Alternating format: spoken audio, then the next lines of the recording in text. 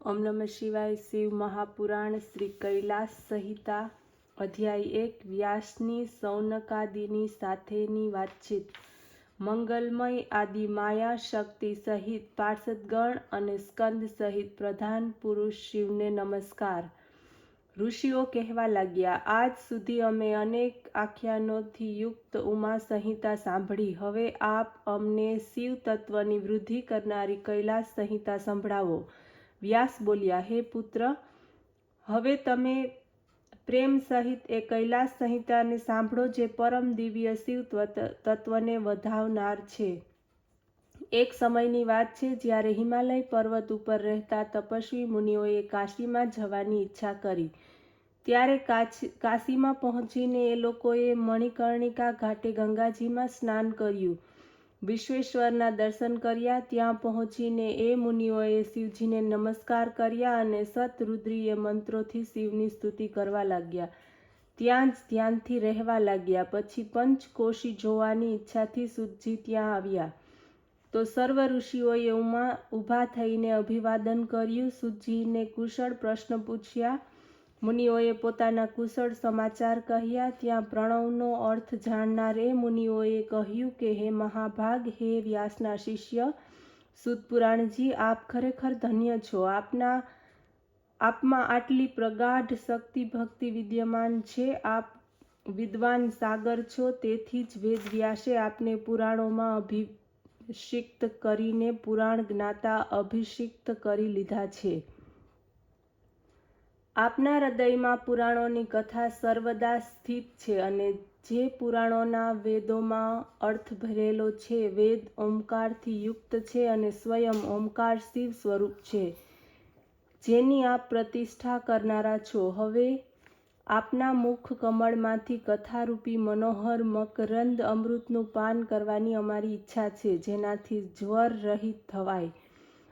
આપથી વધીને અમારો કોઈ ગુરુ નથી. આપ માટે કૃપા કરીને અમને મહેશ્વરનું પરમ જ્ઞાન સંભળાવો. ત્યારે ઋષિઓના આવા વચનો સાંભળીને વ્યાસજીના પ્રિય શિષ્ય સૂતજી કહેવા લાગ્યા, હે મુનીશ્વરો, આપ ઘણા જ ભાગ્યશાળી છો અને ધન્ય છો કે કથાને સાંભળવાની આપની આટલી દ્રઢ બુદ્ધિ છે.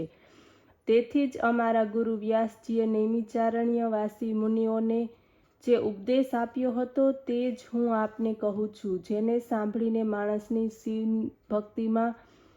શિવજીમાં ભક્તિ રહે છે. એને આપ પ્રસન્નતાથી સાંભળો. જ્યારે સ્વારોષિચ મનુ થયા, ત્યારે તે મન્વંતરના અંતમાં દ્રઢ તપવાળા ઋષિઓએ નૈમિચારણ્યમાં સર્વ સિદ્ધિઓને આપનારો સહસ્ત્રાવધિ પર્યંતનો એક એવો યજ્ઞ કર્યો કે જેનાથી સર્વ ઐશ્વર્યોની જાણકારી પ્રાપ્ત થાય. ત્યારે આ પરમ ઈચ્છાથી એમને મનોહર વ્યાસજીને પ્રણામ કર્યા. શિવભક્તિ પરાયણ થઈ સર્વદા ભસ્મ અને રુદ્રાક્ષને ધારણ કર્યા. ત્યારે એમને આવું કરતા જોઈને વ્યાસજીના ત્યાં ઉપસ્થિત થયા. સુવર્ણના આસન ઉપર તેમને બેસાડ્યા. સંપૂર્ણ ઉપચારોની તેમની પૂજા કરી. જ્યારે વ્યાસજીના સુખપૂર્વક બેઠા, ત્યારે એમણે એ મુનિઓને પૂછ્યું કે, હે મુનિઓ, કહો, તમારા આ યજ્ઞમાં સર્વ પ્રકારે શાંતિ છે ને? આપે સારી રીતે યજ્ઞ પૂજન કર્યું છે ને?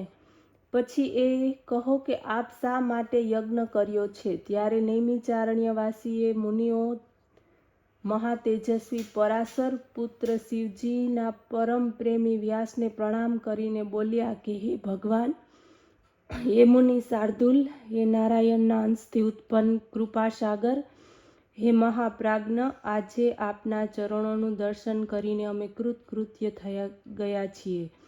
હે મહાભાગ, આ મહાક્ષેત્ર નૈમિચારણ્યમાં અમે જે મહાયજ્ઞનું અનુષ્ઠાન કર્યું છે, એનું એકમાત્ર કારણ એ છે કે ઓમકારના અર્થનો પ્રકાશ થાય. અમે એ પરમેશ્વરના પરમ ભાવને સાંભળવાની ઈચ્છીએ છીએ, જે મહેશ્વરનું પરમ સ્વરૂપ છે. હે પ્રભુ, અમે